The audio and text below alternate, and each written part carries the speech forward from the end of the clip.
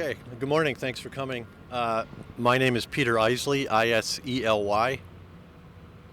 I'm one of the founders of the Survivors Network of Those Abused by Priests, and we're also here with Nate's Mission. Nate's Mission is a Wisconsin-based clergy abuse survivors organization, and we always... Sorry, okay, let me try again. Okay. My name is Peter Isley. How's that? Isely. I'm one of the founders of SNAP, the Survivors Network of Those Abused by Priests. I'm a survivor of sexual abuse and assault as a child by a Catholic priest here in Wisconsin. I've been an advocate working on this for the past 34 years here in Wisconsin and around the world. And I'm also here with Nate's Mission, which is a Wisconsin-based clergy abuse organization. So kind of let's get to it. There's been an alarming and disturbing and sad and depressing series of events and information that's come out from this diocese over the last few weeks that actually implicates a lot of people, principally, of course, Father Showers. And Father Showers, as you probably know, was arrested in Clintonville for soliciting a minor in a sting operation. He is facing several serious felony charges. If that was the only thing that we were here talking about today, that would be alarming and sad and depressing, but it's much, much worse. And we're here to have justice and accountability to make sure that not just what he did and has done, because it's not just about Clintonville, but those who were involved with him and had knowledge of his behavior and his activity as a sexual predator, that they are investigated and that there is some accountability in this state. We were here, right here, I think like 4 years ago, Sarah, right? When the Attorney General launched a statewide investigation of clergy abuse in this state. And this is a long history of criminal activity and cover-up in this state.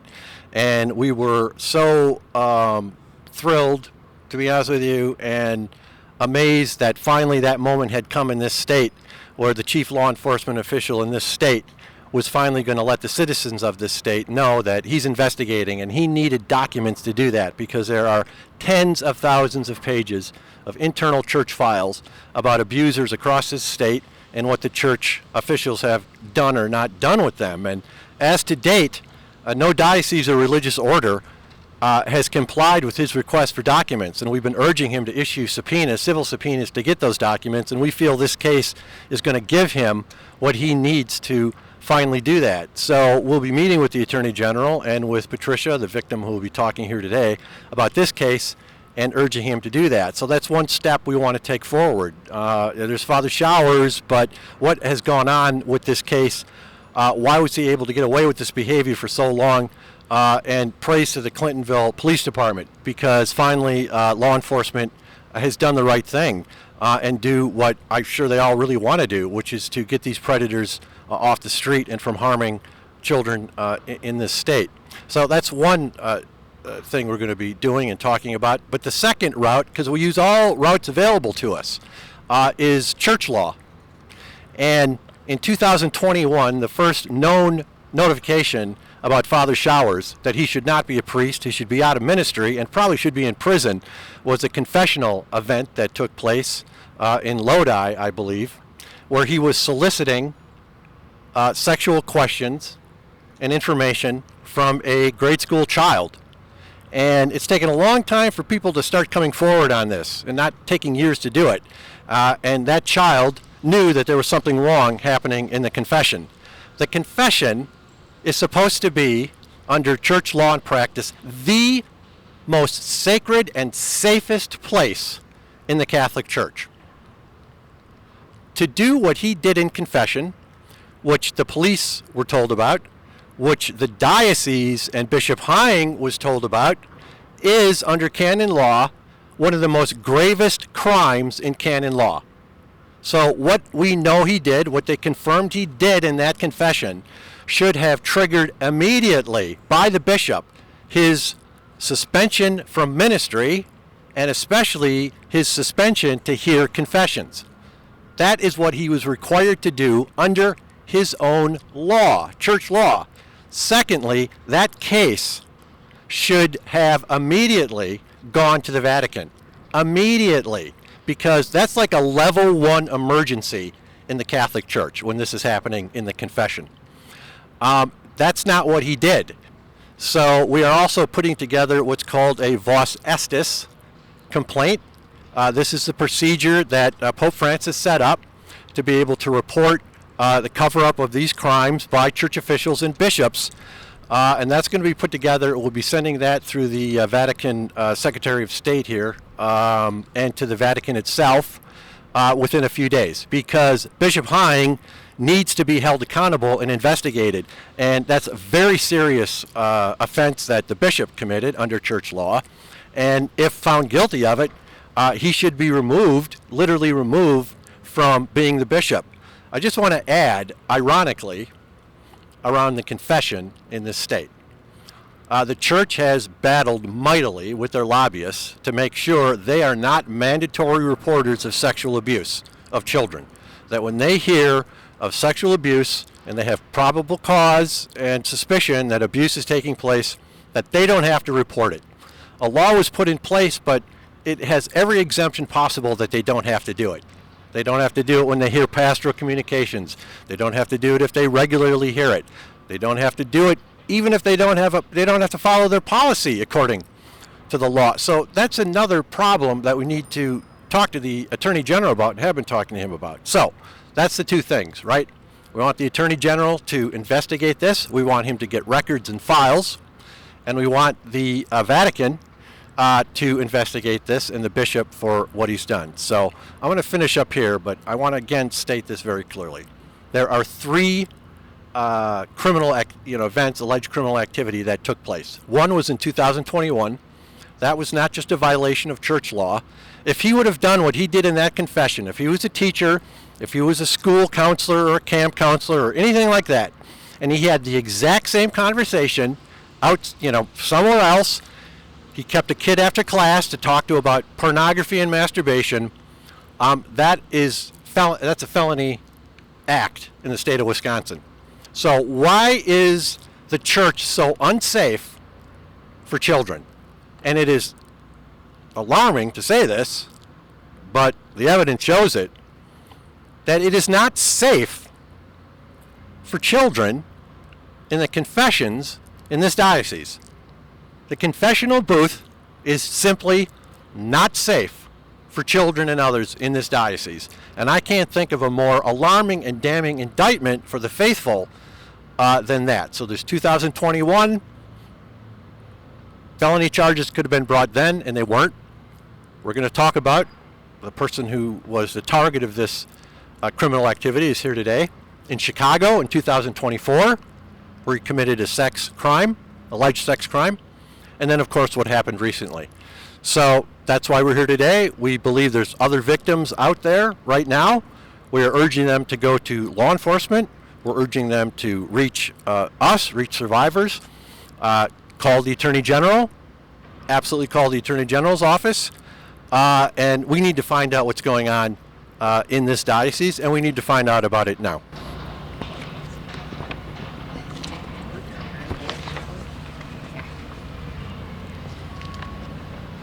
Apologies. It's okay. Oh, thank you. Good morning. I made the decision to share my story in hopes that others will feel empowered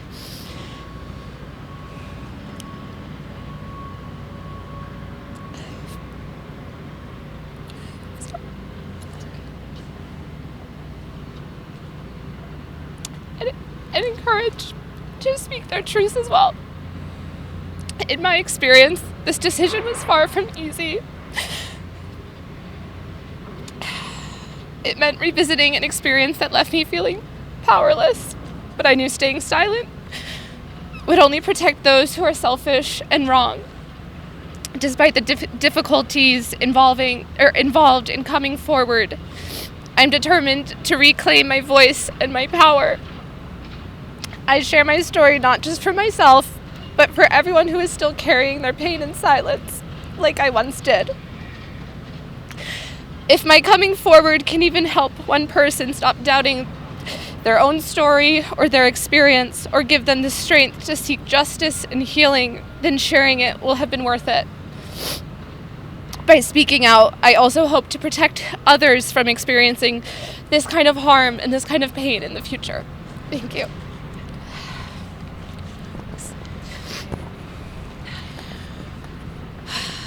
Good morning, everyone. My name is Sarah Pearson, S-A-R-A-H-P-E-A-R-S-O-N.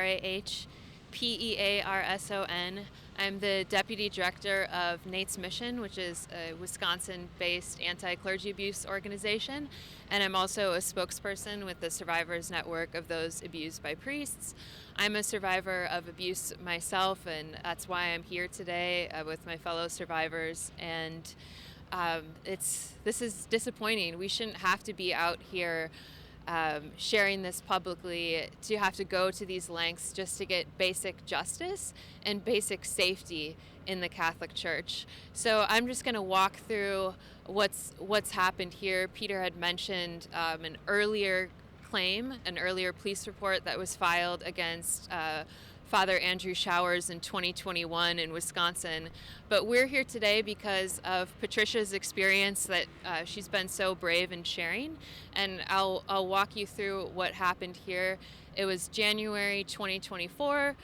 Patricia was out at a public establishment with friends, and Father Andrew Showers introduced himself to Patricia and her friends as a priest, and then proceeded to grope her underneath her clothes and speak in a sexually inappropriate manner. Shortly afterwards, informed her friends what had happened. They left. The next day, she told her parents, and her father, who's here with us today, made a call to the Diocese of Madison, and he said, I want to tell you about a very serious crime that's occurred, and I need to speak with the bishop. I will share this information about the priest and what happened directly with the bishop. And guess what? Bishop Hine failed to call him back. He gave them forms to fill out, but he refused to make direct contact with Patricia's father so that he could make this report. This information was available to them.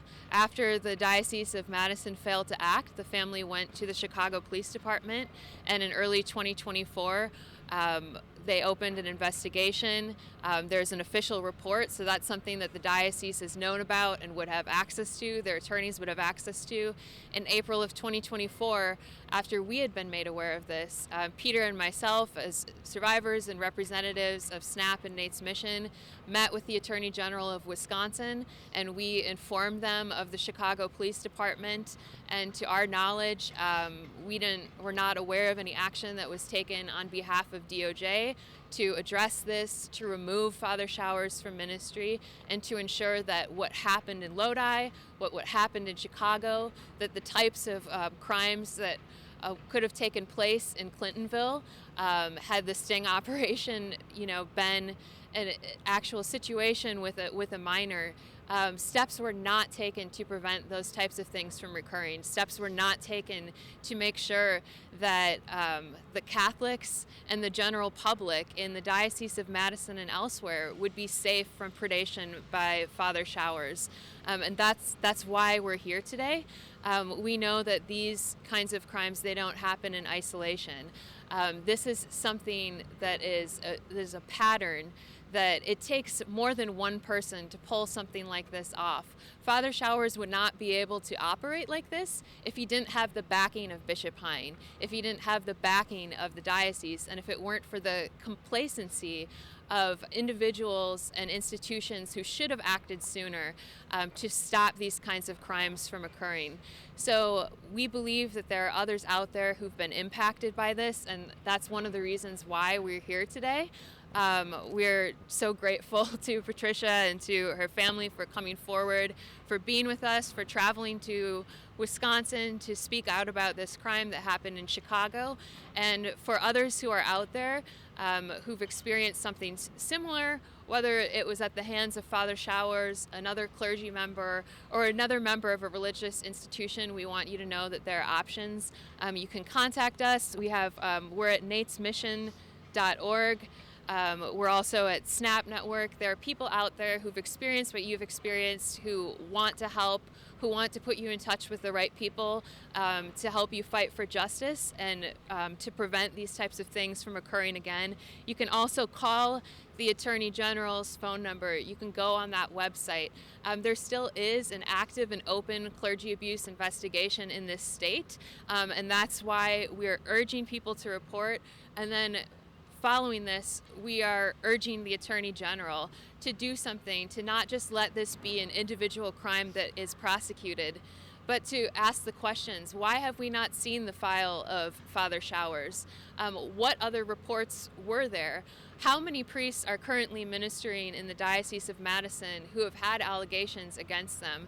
These are all questions that are unanswered, that pose a danger and issues with public safety, and that's why we need Attorney General call to act. So we're urging people, get in touch with us, come forward. It doesn't mean that you have to stand out here on the steps of the Capitol and speak publicly about it. If you do, we'll be here with you, but we're here to support you, and we want to make sure that you're able to come forward and prevent these types of things from happening again.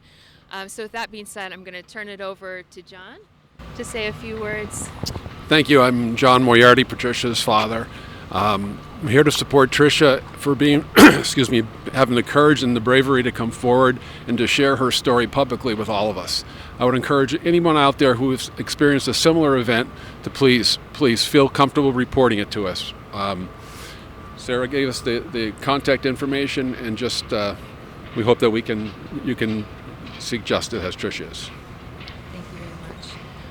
All right. Do you have anything else? And with that being said, we're happy to answer any questions you have. This is like the third time that either a brother or a priest in the Madison Diocese has, received criminal charges or cases and, news releases about them since 2020. Do you think that there is an issue in the Madison Diocese?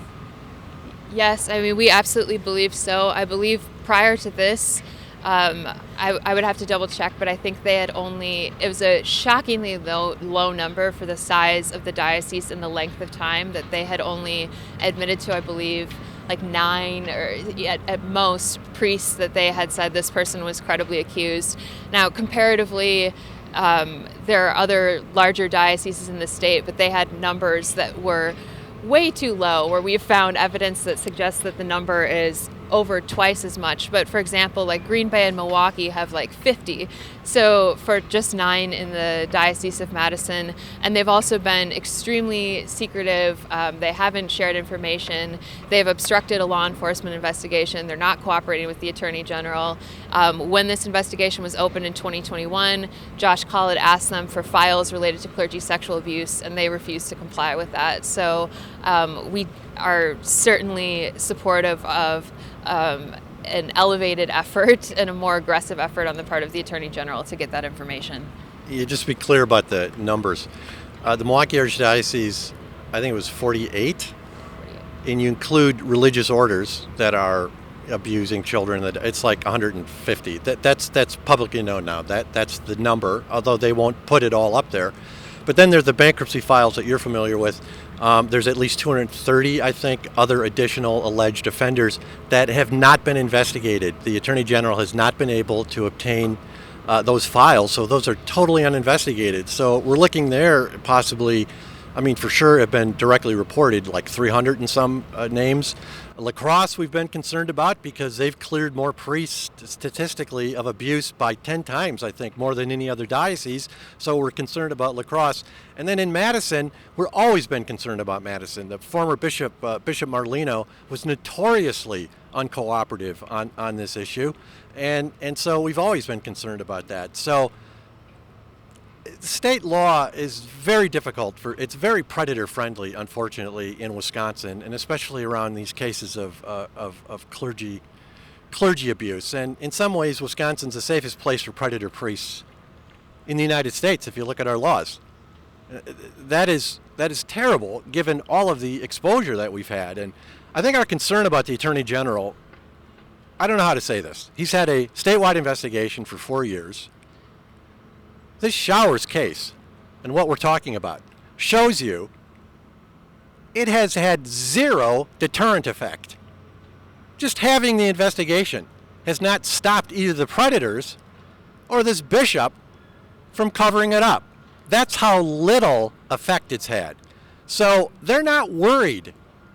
They're not worried at the Chancery office. Bishops and religious order provincials are not quaking and worried that the Attorney General's coming to get them. Sex offenders, unfortunately, clergy sex offenders are so protected here that they're not concerned at all. And what is a more dramatic demonstration of that than this case? And that is what has to be explained, and that has to be reversed and turned around. Bishop Hine was not elected by the citizens of Wisconsin to be the Attorney General. When a priest assaults or rapes a child or an adult, or does what he did in confession, commits felony acts, it's not the bishop you want first at the crime scene, is it? It should be law enforcement and the Attorney General. They are breaking their own rules, their own, quote, policies and laws. What more do you need to be able to go in and finally subpoena these thousands and thousands of pages of records so that they can be reviewed, they can be investigated, and proper prosecution and arrests can be made, and that the elite bishops and officials, church officials of this state, I mean, is it big religion? Is that the problem? Is that it's too big? No, it's unacceptable. They need to be held accountable by secular law enforcement and by church and the Vatican. They need to be held accountable. So we need to stay on top of this case. And our suspicion, unfortunately, is that there's more victims out there. Father Showers, the level of risk that he takes, the boldness and the arrogance, what he did to Patricia was in a public setting. Think about what he did. And then he's doing this in the confession and outside of the confession. He is out of control. And he was allowed to just continue to do whatever he wanted. He was setting up, it's on the Facebook, I think the diocese, right, John? He was planning, they've got it underway, to take 13, correct, teenagers on a trip to Rome, to Italy. What do you think he was planning to do? Thank God he got caught, because I'm assuming that trip is not going to happen. So there's a lot here. It's not just smoke, there's fire. Who is going to step in for the citizens of our state and for the children of our state and others and find out what is going on in this diocese? And so Showers, it's going to proceed legally, as it should. But what about Bishop Hine? What's going to happen with those that have been involved in this cover-up that said, you're committing the most gravest crime in the Catholic Church in the confession. It's a crime under state law as well. And you know what we're going to do? We're going to put you right back to be able to go into the confession and keep doing it. That's what he did. That's exactly what he did. I don't know how you can explain this. I don't know what this is saying to the Catholics of this diocese, but they need to get involved in this, and they need to hold their bishop more than anybody else accountable for what's been going on. Do you want to see Hine removed from his post? If the facts of this case bear out, and the facts are strong, according to the parent, what the diocese told him, this is incredible, okay? What they told him is that what Showers did in the confession was standard and normal with like 11-year-olds. To talk about pornography and masturbation, he solicited those questions. That is directly in contradiction with church law. It is the opposite. I cannot tell you how stringent church law is about this. The confession is their most sacred sacrament. To solicit like he did in the confession is like the equivalent of treason, literally. I don't know what to say. That we're going to pull all that together. The Vatican, the doctrine of the Dicastery for the Doctrine of Faith, they should have had it. They should have had it for years. I bet you they don't have it. I don't know. I bet you they don't have it. But they need to do it, because no matter what happens with them criminally, The facts of this case, which they are not contesting, by the way. The bishop is not contesting what I'm saying. That should immediately lead to a trial, basically, a canon law trial of the bishop, and if true, he should be removed from being the bishop of this diocese. Absolutely. Patricia, I thank you so much for sharing what I'm sure was such a difficult, memory, in hopes of stopping this. But tell me, how did it feel to have to see Father Showers continue to practice until this, final sting operation? It was difficult, but I'm here today to hopefully make a change and encourage others to speak their truths as well, and hopefully put an end to more pain at the hands of Father Showers. Do you feel like a betrayal when it happened at the time?